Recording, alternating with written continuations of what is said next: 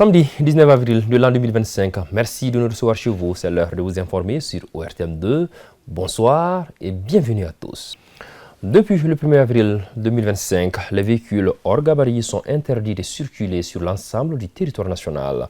Le ministre en charge des Transports, via la Direction générale des Transports, avait publié plusieurs communiqués avant cette date pour informer et sensibiliser les transporteurs sur la nécessité de rendre leurs engins conformes aux normes requises afin de respecter le code de la route. Cette décision a été prise aux nombreux problèmes posés par la circulation de ces poids lourds hors gabarit. Pour faire un constat de la situation, l'une de nos équipes de reportage est allée à la rencontre des usagers de la route et des acteurs du secteur des transports. Les réactions sont diverses, mais la majorité semble saluer cette décision. Suivons ce reportage signé Cheikh Oumar Kamara, Soumaïla Konaré. Depuis un certain temps, les véhicules hors gabarit sont devenus un vrai souci au Mali. En effet, ils contribuent à la dégradation rapide de nos routes qui ont été construites à grands frais par l'État. De plus, leur présence sur les voies publiques représente un danger constant pour les autres usagers de la route en raison de leur dimension qui dépasse les limites autorisées. Et ce n'est pas tout. Les conséquences sont également économiques. Ces poids lourds surchargés entraînent un manque à gagner pour l'État malien, notamment en matière de contrôle douanier, ce qui crée un vide fiscal et prive l'État de potentiels revenus. C'est pourquoi, après la sensibilisation, le gouvernement, dans un souci de garantir la sécurité routière et de préserver les infrastructures du pays, a strictement mis fin à la circulation de ces engins volumineux. Difficile de faire des omelettes sans casser les œufs, mais de nombreux Maliens accueillent favorablement cette interdiction. Moi, je pense que c'est une très bonne mesure, parce que la charge est hors norme. Donc, quand l'État prend de telles mesures, nous, citoyens, nous ne pouvons que l'encourager.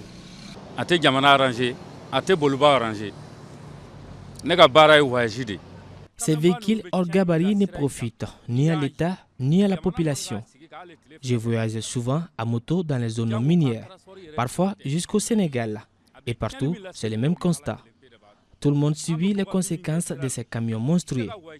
Franchement, seuls les propriétaires de ces engins en tirent profit, pendant que l'État et les autres usagers de la route en paient le prix fort. Nous espérons vraiment que le gouvernement restera ferme et ne reviendra pas en arrière. Tous ces véhicules-là ont des gabarits définis par notre code de la route. Nous sommes un pays de l'internat, c'est-à-dire un pays continental, un pays sans façade maritime. Nous allons prendre toutes nos marchandises vers les ports pour les ramener chez nous. Le constat était souvent amer parce que nous participons, nos véhicules participent à la dégradation précoce du réseau routier des pays de transit et du réseau routier du Mali. Donc c'est fort de ce constat que, en tout cas, des directives, des règlements et puis des règlements ont été posés pour que l'on puisse limiter selon chaque véhicule, non seulement le gabarit, c'est-à-dire que la longueur, la largeur et la hauteur, mais aussi le poids de ces véhicules-là, en fonction de la constitution technique des types de véhicules. Les chauffeurs des véhicules poids lourds saluent la décision de l'État, estimant qu'elle répond à un besoin urgent de rétablir l'ordre et la sécurité sur nos routes. Selon eux, ces véhicules dont les tailles ont été modifiées volontairement par leurs propriétaires sont particulièrement difficiles à conduire. Toutefois, ils rejettent la responsabilité de cette situation sur d'autres acteurs. Cette décision est très salutaire. Les hors gabarits jouent sur les moteurs du véhicule, sur les pneumatiques, sur le chauffeur même. Donc c'est très difficile à conduire. Avec un bas salaire comme ça, un salaire minimum qui ne dépasse même pas les 60 000 francs. Ce n'est pas nous les chauffeurs qui ont fauté. Non, le chauffeur n'a aucune responsabilité là-dessus. C'est le transporteur qui est responsable. Afin de recueillir également l'avis des propriétaires de ces véhicules volumineux, notre équipe s'est rendue au Conseil national des transporteurs routiers du Mali. Là aussi, les représentants des transporteurs se disent favorables à la décision prise par l'État, bien qu'ils reconnaissent que ces véhicules hors normes constituent une véritable aubaine pour les propriétaires. Toutefois, ils ont fait quelques remarques et propositions. Aujourd'hui, on est vraiment confronté à énormément de difficultés. Parce que vous prenez certaines frontières, je prends le cas de Kouri. Tous ces camions sont à plus de 95% hors gabarit. Ou bien la longueur, c'est toujours après plus de 17 mètres, ou bien la hauteur, on va au-delà de 4 mètres, ou bien la largeur, c'est totalement entre 2,70 m, 2,80 m. Il y a même souvent, on retrouve des camions qui font 3 mètres. Donc, c'est dire qu'il y a une congestion des camions au niveau de cette frontière. Les autres frontières aussi, c'est la même difficulté. Le point de tension reste la gestion des entrées et sorties des véhicules à la douane. Une chose est certaine, les acteurs du secteur affichent une fermeté totale quant au blocage de la circulation de ces véhicules hors gabarit à travers le pays. Même si la douane reconnaît des difficultés de gestion du stationnement pour le moment, elle espère pouvoir augmenter les recettes fiscales une fois que ces véhicules seront conformes aux normes en vigueur. Une fois que les services de transport constatent qu'un véhicule est hors norme, hors gabarit, les véhicules et son contenu sont remis au service des douanes. Donc cette remise étant effectuée, il appartient aux propriétaires des marchandises de se rapprocher des services des douanes pour qu'on effectue un transportement, c'est-à-dire que changer le mode de transport et mettre les marchandises dans un véhicule qui répond aux normes. Donc les choses pour le moment se passent très bien en ce qui concerne la remise des marchandises. Les autorités maliennes se trouvent face à un choix difficile. Interdiction ou maintien de ces poids lourds qui n'apportent ni bénéfice à l'État ni à la population. Mamadou Sow, le directeur général des transports, souligne que l'interdiction de ces voitures angoissantes sur nos routes est une décision incontournable pour la lutte contre l'insécurité routière et pour la garantie de la durabilité de nos infrastructures. C'est pour que certaines parties de transporteurs soient dans les normes. Parce que les véhicules gros porteurs hors normes que nous avons rencontrés, c'est pour le plus souvent les transporteurs, les commerçants transporteurs. Voilà. Donc beaucoup de ces véhicules-là déjà sont entrés dans le garage pour être mis dans les normes. Ils ont compris le message parce qu'au départ c'était un peu compliqué. Mais au fur et à mesure, avec les échanges qu'on a eus, avec leur pleine participation, ils ont adhéré, ils ont vu que c'est la réglementation internationale. Ce n'est pas destiné seulement contre le véhicule malien hors normes, mais contre tout véhicule en circulation sur le réseau routier malien. La question reste ouverte. Qui aura les derniers mots entre la position ferme de l'État, qui fait largement écho auprès de la population, et la demande des propriétaires de ces véhicules qui souhaitent un assouplissement des mesures?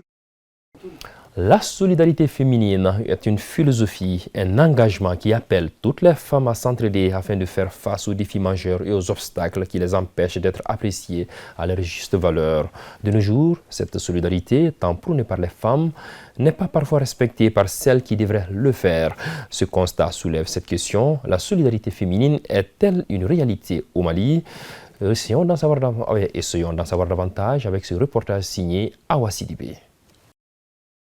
Se soutenir, se défendre, s'encourager, s'entraider, s'élever et faire face aux inégalités et discriminations de genre. Telles sont les valeurs mises en avant par la solidarité féminine. Ce concept connaît, depuis quelque temps, un véritable essor, notamment grâce aux réseaux sociaux qui créent une réelle connexion entre les nations du monde entier. Cependant, chez nous, cette solidarité qui vise à rassembler les femmes autour d'un idéal commun est parfois biaisée.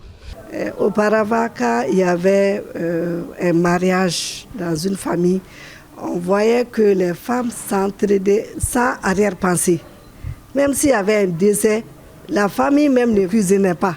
C'est les femmes d'à côté qui venaient avec les nourritures et ça suffisait. Maintenant, c'est autre chose. On voit vraiment que c'est devenu une casse-tête. Les gens donnent pour pouvoir recevoir en retour. Au lieu d'être des alliés, les femmes n'arrivent pas à s'entraider. Elles pensent que si j'aide cette dernière, elle va se faire un nom. Les femmes, en général, ce sont des rivales. Par exemple, vous avez parlé de la violence conjugale, chose qui doit toucher toutes les femmes. Mais au lieu de ça, on se jette des pierres. Moi, je suis mal dans mon foyer et j'ai eu le courage de le dire. Au lieu de me soutenir, non, les autres femmes sont là à dénigrer cette dernière. Donc, est-ce que cette violence va s'arrêter? La société malienne est régie par des règles héritées de nos aïeux. Or, selon les traditions, le concept de solidarité féminine n'existe pas véritablement dans notre culture. Il y a une solidarité pour tout le monde, un point c'est tout. Pourquoi aujourd'hui on a tendance à parler de solidarité féminine et de solidarité masculine? Parce que nos cellules familiales ont éclaté. Les valeurs sociétales auxquelles nous croyons et qui fondaient notre solidarité, notre entente, notre vivre ensemble, ces valeurs sociales-là ont foutu le camp. De cette manière-là, une forme de solidarité liée au sexe devient une difficulté. Ça devient un problème parce que la vie a changé. On n'est plus dans une vie où tout le monde, nous devons vivre ensemble, mais on est dans une vie de concurrence. tant que les femmes ne sont pas solidaires, les hommes vont continuer toujours à les dribbler. J'appelle mes mamans et mes soeurs et mes filles vraiment à toujours être solidaires entre elles afin qu'elles puissent aller de l'avant. Parce qu'on ne peut pas aujourd'hui espérer une société paisible, autonomisée, une société développée, compétitive, tant que les femmes n'ont pas, c'est-à-dire leur place, c'est-à-dire elles ne participent pas aux prises de décision, elles ne dirigent pas les grandes instances, elles ne sont pas impliquées, mais qu'elles soient des vraies actrices des prises de décision afin que vraiment nos sociétés soient émancipées. Et réellement dans toutes nos religions, que ce soit le christianisme ou l'islam, les femmes ont toujours été valorisées et ont toujours été consultées. La société malienne entend placer la femme au centre de la famille, car il n'existait ni inférieur ni supérieur dans le ménage. Dans notre société, il n'y a pas d'infériorité, il n'y a pas d'égalité. Il y a une complémentarité. La femme complète l'homme comme l'homme complète la femme. Tu n'es pas supérieur à moi, je ne suis pas inférieur à toi. Donc ça, c'est quelque chose qu'il faut voir avec les yeux de nos traditions, avec les yeux de nos valeurs. J'ai embauché seulement les femmes et on est en train de cultiver une solidarité entre nous. En tant que promotrice, si une de mes monitrices a des soucis ou a des fêtes chez elle, moi-même je me déplace pour aller la soutenir. Et ça a donné vraiment une cohérence entre nous et chacun se sent chez elle. Le mot concurrence revient sans cesse dans nos relations interpersonnelles. Pourtant, au lieu de nous opposer, nous gagnerons tous à valoriser la complémentarité et la solidarité pour construire une société plus équitable et plus harmonieuse. Depuis la nuit des temps ici au Mali, nos ancêtres se servaient des bouts de branches d'arbres pour l'entretien de la cavité buccale. Il s'agit du guessé en langue nationale bamana, autrement dit le cure-dent traditionnel. Qui dit cure-dent parle d'entretien et d'assainissement de la bouche. Cependant, il regorge d'autres vertus, tant sur le plan traditionnel que religieux. Les détails, c'est avec Fatou Diaby, Draman Diara et Mama Konaté. Son nom en dit déjà tout, ou presque, mais notre mission d'information nous oblige à aller piocher en profondeur pour vous. Au-delà d'assainir notre cavité buccale, le cure-dent traditionnel appelé chez nous guessé cache bien d'autres importances et vertus. Je pense que tout Africain, tout Malien connaît un peu ce que c'est que le cure-dent. Bon, maintenant, ces vertus, dans un premier temps, ce n'est pas n'importe quel arbre qui est cure-dent. Chez nous, avec les anciens, il faut avoir un certain âge même pour se permettre d'avoir le cure-dent à la bouche. Et il faut être mature, il faut être responsable. Et ça dit beaucoup de choses. Ça purifie, et ça rend l'homme serein, ça rend l'homme responsable. Mais la sunna du prophète sallallahu alayhi wa sallam, c'est d'utiliser le siwak. Notre sainte mère Aïcha radiallahu ta'ala anha nous dit que le prophète sallallahu alayhi wa sallam, il ne dormait jamais tant qu'il n'avait pas son siwak. Dès qu'il se réveille, donc il se cure les dents. Le prophète sallallahu alayhi wa sallam nous dit dans un hadith qui a été recueilli par Abu Huraira, qui est dans le livre Sahih Muslim, si je ne craignais d'alourdir les tâches sur ma communauté, je leur ordonnerais d'utiliser les siwak avant toutes les ablutions. Les savants musulmans ont dit que c'est une sunna qui est fortement recommandée. Au-delà de cette recommandation, l'islam et la tradition se rejoignent sur certains plans quant à l'utilisation de certains arbres comme cure-dent. Je ne pourrais pas te dire exactement quels sont les arbres qu'il faut pour ça. Ça, c'est encore un autre secret, un autre mystère. Ce cure-dent, c'est des goundjé. Je ne sais pas comment on l'appelle en français. En tout cas, les Bambara pensent que c'est le premier arbre sur terre. Et lui, les gens l'utilisent pour beaucoup, en tout cas de vertus. Dans un premier temps, d'autres pensent que une fois que tu te cures la dent avec cet arbre, ça fait de toi quelqu'un de vertueux, quelqu'un de véridique. Et tout ce que tu dis, en tout cas, aura sa valeur. Et celui qui t'écoute te parler, faire confiance à ce que tu dis, tu deviens très convaincant. Et autrement dit aussi, par exemple, celui qui se cure chaque matin, en tout cas avec ce cure-dent, ne doit pas maudire quelqu'un, même ton fils. Tenir certains propos, c'est pas bien. Et il y a d'autres arbres, comme par exemple le tamarin, quand tu le coupes, ça c'est les hommes, dans le cadre aphrodisiaque que les hommes l'utilisent. Et je sais que ça a sa vertu, il y a d'autres même qui pensent que ça protège même les yeux. Parce qu'on n'a pas besoin d'expliquer. Parce que quand tu vois même aujourd'hui les produits pharmaceutiques qu'on emploie pour se brosser et consorts, la grande base, ceux qu'on pense qui sont les plus efficaces, tu trouveras que leur base, en tout cas, c'est l'arbre. Le siwak qui vient d'un arbuste qui est dénommé Salvadora persica. Voilà, donc c'est ça qui était utilisé par le prophète sallallahu alayhi wa sallam. Mais aujourd'hui, nous aussi, nos ancêtres, c'était aussi des sages. Ils avaient aussi la crainte d'Allah. Donc c'était juste des remarques. Par exemple, il y a des arbres qu'on appelle ici timitimini. Donc chaque fois quand tu te cures les dents avec ce timitimini là, quand tu parles, tu vas constater que les gens admirent ce que tu dis. Voilà, mais ce n'est pas des textes coraniques ou bien, mais ce sont des remarques qui ont été faites par nos ancêtres.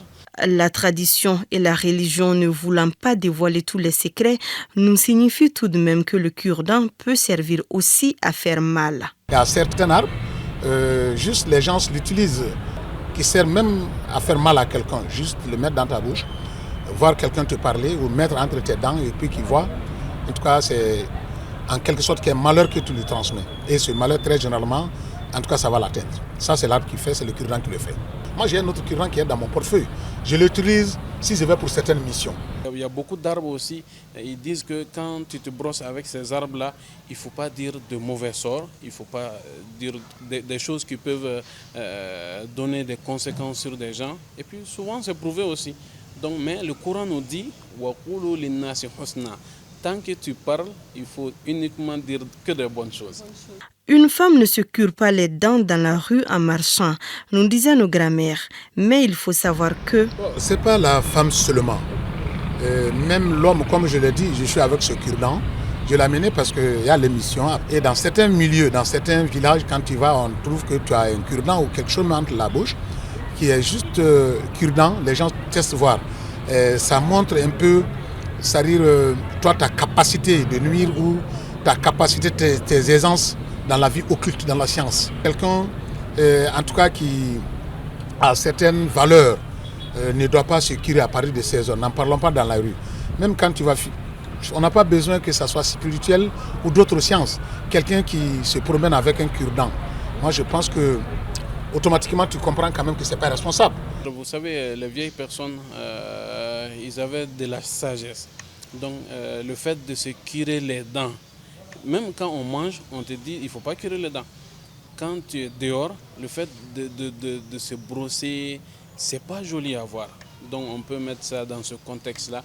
Sinon, l'islam ne nous dit pas beaucoup de choses par rapport à ça. Cependant, tradition et religion sont en parfaite harmonie quant à certains mystères autour du cure-dent traditionnel. Alors, dames et messieurs, ayez les bons cure-dents. Et puis, ce communiqué avant de nous quitter, le ministre du Travail, de la Fonction publique et du Dialogue social communique en application des dispositions de la loi 05-040 du 22 juillet 2005 et relative aux fêtes légales en République du Mali. La journée du lundi 21 février 2025, lundi de Pâques, est chômée et payée sur toute l'étendue du territoire national. Voilà, c'est la fin de cette édition que j'ai eu le bonheur de vous présenter. On se retrouve demain, même heure, même plateau. Et ce sera toujours avec le même plaisir. Très bonne soirée à tous. Que la paix et la bénédiction d'Allah soient sur le Mali.